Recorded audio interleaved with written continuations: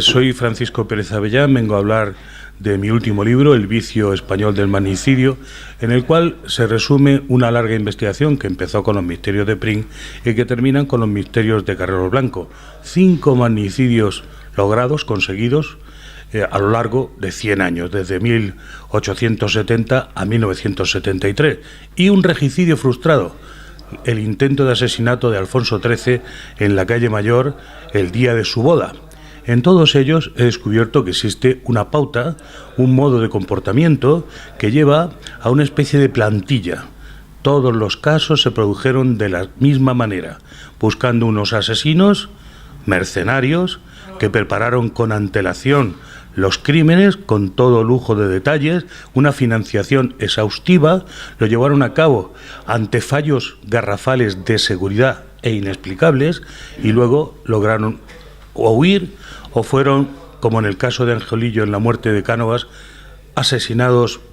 no quiero decir asesinados, sino que fueron ejecutados a la carrera, ¿no? En este caso en garrote vil, quitados de en medio de manera que no pudieron luego hablar de nada de lo que podría haber significado la verdadera preparación de los crímenes. Es un patrón político en el que se descubre que la política puede cambiar radicalmente asesinando a una sola persona. En su caso el rey, o si no, el presidente del Consejo de Ministros. Y en efecto, se lleva a cabo de una manera con tal perfección y habilidad que es incluso exportado fuera de nuestras fronteras. Yo creo que el asesinato de Prim lleva a la inspiración de cómo se cometería muchos años más tarde el asesinato de John Fitzgerald Kennedy. En los dos aparecen figuras como es el cabeza de turco, en el caso de John Fitzgerald Kennedy, Lee Harvey Oswald, y en el caso de Prim,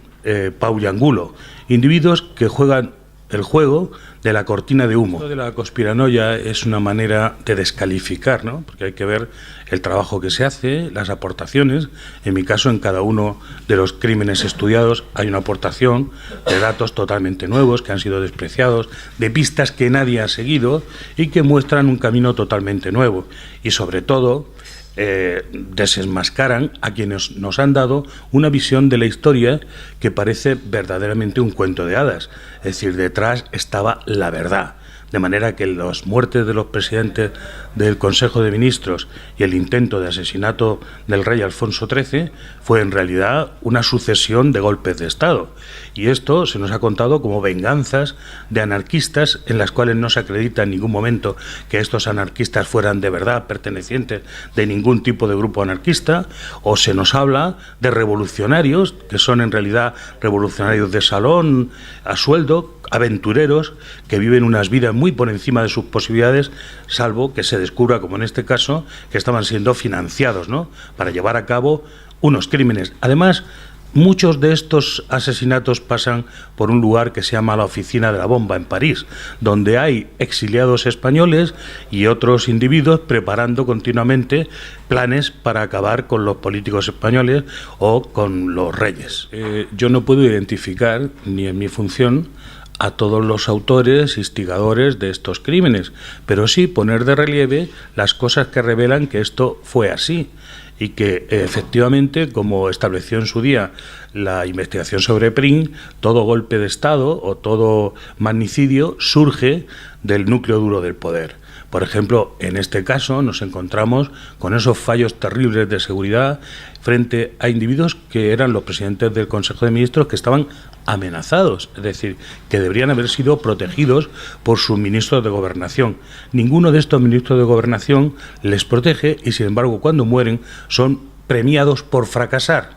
Y me quedo aquí, es decir, no digo que estuvieran implicados, pero es verdad que encontramos a Carlos Arias Navarro, que después del asesinato de Carrero Blanco es presidente en lugar del presidente, cosa que ya había ocurrido en la historia de España, puesto que el conde de Bugayal, ministro de Gobernación con Eduardo Dato, también sube a ser presidente en lugar del presidente, y en general todos aquellos que fallan, como el conde de Romanones el día de que tenía que haber ejercido la prevención ante la bomba de Mateo Morral, estaba durmiendo la siesta en su casa y pese a eso fue 17 veces ministro, 3 3 veces presidente del Consejo de Ministros, 2 veces alcalde de Madrid y una presidente del Congreso de los Diputados. Es decir, se ve claramente en nuestro país que hubo un cambio absoluto de política en el momento en el que se suprime a quienes en ese momento estaban llevando a cabo la labor de gobierno. Bueno, es muy importante decir de Cánovas que estaba veraneando en el balneario de Santa Águeda, que estaba supuestamente vigilado por una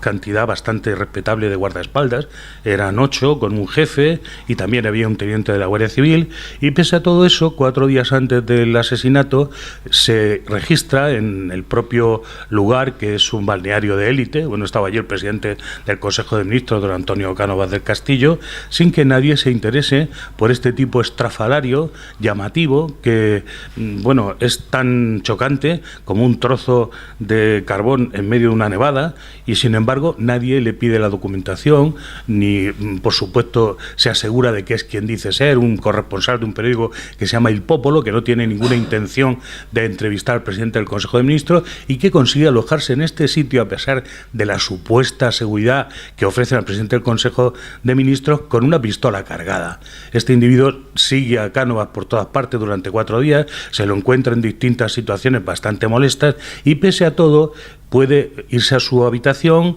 ponerse unas zapatillas y matar cómodamente a tiros al presidente del Consejo de Ministros, que estaba sencillamente leyendo el periódico sentado en la galería antes de la comida. Esto fue un escándalo monumental que llevó unas grandes críticas a la policía, como en todos los casos. En este caso también se ha ocultado que efectivamente la seguridad fue penosa y que hubo una protesta ciudadana, en algún caso incluso un intento de motín. Eduardo Dato es un personaje que, aunque resulta desconocido, era alguien muy preocupado por toda la política social. Es el inventor del llamado Instituto Nacional de Previsión, que se preocupó por la jubilación de los obreros, el primer político que legisla a favor del trabajo de las mujeres, el primer político que impiden que trabajen los niños de menos de 10 años, así estábamos en 1921, y sin embargo la historia le trata como si fuera realmente un tirano, ¿no?, merecedor de que unos revolucionarios vengan y le disparen, le maten, para una cosa tan peregrina como es quitarse de medio unos cargos locales que eran exactamente el delegado del gobierno en Barcelona, Martínez Anido, y el jefe de la policía de Barcelona, Arlegui, el general Arlegui. Bueno, esto no se sostiene, no se tiene en pie. Sencillamente a Dato se le mata primero por su política social, que no gusta y que se quiere cambiar, y en segundo lugar porque era un hombre neutral ante la guerra. Esto de los negocios de la guerra ya fue también la razón por la que matan a Antonio Cánovas del Castillo, que estaba impidiendo por todos los medios que se llevara a cabo el enfrentamiento con los Estados Unidos de América, que fue una cosa horrorosa y desastrosa para España, pero lucrativa para algunos, que es de lo que se trata, los negocios de la guerra. Esto también se dará de nuevo con Canalejas, y hay desde luego siempre el espanto de la guerra detrás de todo. Por ejemplo, Canalejas en su día dictó una orden, dictó una ley en la que se impedía que los hijos de los ricos pudieran seguir pagando para no ir a morir a las guerras de Marruecos y otros sitios, que fueran solo los pobres, ¿no?, a defender las propiedades y, en fin, los intereses de España fuera. Esto para mí le costó la vida. Es decir, lo que se ha contado hasta ahora de esta tapadera coartada revolucionaria es totalmente falso. Es decir, las razones fueron otras y los historiadores, los cronistas, los periodistas nos han dado gato por liebre, así de claro. Bueno, lo de Carrero es todavía más escandaloso porque es lo más reciente. En el caso de Carrero nos encontramos que en una sociedad todavía de dictadura, en donde se supone que la policía político-social está en las calles y domina y denuncia y detiene a todos los comunistas, por ejemplo, en fin, mantiene un control férreo del orden, aquí empiezan a entrar y salir vascos, que son unos individuos que forman un grupo en el que no se comporta en absoluto de forma sutil. Son ruidosos, escandalosos, llaman la atención, tienen pinta de vascos, un tremendo acento que les delata, y hasta llevan boinas de vascos. Y además se van de chiquitos en Madrid, en esta ciudad que supuestamente es un emporio de la tiranía, etcétera, y se dejan las pistolas con las que llevan en los bares que frecuentan. Es decir, este escándalo tan tremendo, que luego se complementa con el el hecho de que la bomba que se les atribuye, ellos son totalmente incapaces de ponerla, no tienen los conocimientos técnicos, eran unos chicos muy jóvenes que habían robado algunas fotocopiadoras y habían robado algunos cartuchos de dinamita, pero de luego no tenían la preparación para hacer una perforación en plan mina debajo de una vía pública por la que pasa continuamente tráfico. El primer vehículo pesado tipo reparto, furgoneta de reparto que hubiera pasado habría hundido naturalmente el hecho de ese túnel que estaban fabricando allí, salvo que, como debió pasar, había unos individuos perfectamente expertos y capaces. Lo que hace supuestamente ETA, que en realidad es el chico de los recados en este crimen, es hacer de cortina de humo, una vez más, de ser el cabeza de turco, el que le interesa en un momento determinado dar la cara diciendo que es quien ha hecho este tema, pero ni antes ni después la banda terrorista fue capaz de estos niveles técnicos. Ellos son y eran especialistas en el tiro en la nuca, de manera que hacer esto de una cazoleta de explosivo que levanta un coche de peso 2.000 kilos por encima de 30 metros, 5 pisos de altura, y acaba con el presidente del Consejo de Ministros, es algo muy adornado después, en lo que se cuenta que el jefe del comando había ido a comulgar detrás del presidente de gobierno. Se plantea una información inane y estúpida como el hecho de que Carrero Blanco, que era un hombre del Opus Dei, iba todos los días a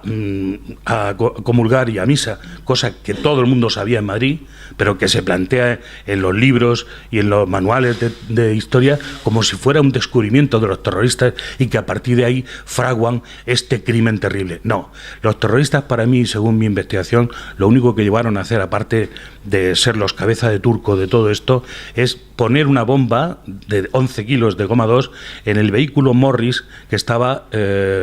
parado delante de la casa desde la que salía el túnel. ¿Y por qué digo esto? Porque esa bomba no explotó. Y estos, que eran un grupo de palurdos, no daban para más. Bueno, el 11M es una cosa que está por investigar. En todos los manicidios que yo he investigado y en los intentos de regicidio del rey, etcétera, se nota una investigación muy floja que suele acabar en nada, con los individuos presuntos autores exculpados. En el caso de Carrero es tan escandaloso que estos señores reciben una amnistía cuando todavía no habían sido condenados. O sea, es una cosa verdaderamente dolorosa, ¿no? Sobre todo para las víctimas. Y en el caso del 11M, pues la investigación ha quedado en nada. Es decir, no sabemos lo que pasó, se les atribuye a unos individuos que, en mi opinión, no eran capaces de hacer esta, digamos, maravilla, entre comillas, técnica de hacer explotar las bombas a la misma hora en 3 trenes diferentes. En fin, esto, para el grupo de culpados, para mí está muy por encima, con el caso de la ETA, para poder planificar una cosa así, porque parece realmente una operación militar. No, bueno, yo lo que quiero añadir es que, curiosamente, hasta el día de hoy, no interesa que se hurgue en estas cosas. Es decir, no he encontrado en mi investigación larga de varios años nadie que le haya interesado buscar la verdad. Yo lo he conseguido hasta cierto punto. No he podido señalar a los culpables uno por uno, que ya me hubiera gustado. Claro que tengo sospechosos, solo faltaría, pero para poder señalarles hay que poder probarlo, como no podía ser de otra manera, o tener documentos a los que no tenemos acceso. Es decir, en España todo sigue siendo prohibido, el cajón de los trapos sucios está a reventar y ningún político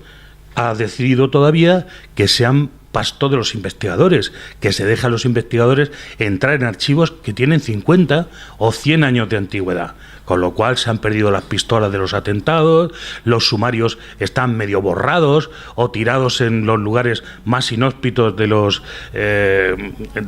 juzgados o de los subterráneos de la justicia, mejor dicho, ¿no? Pero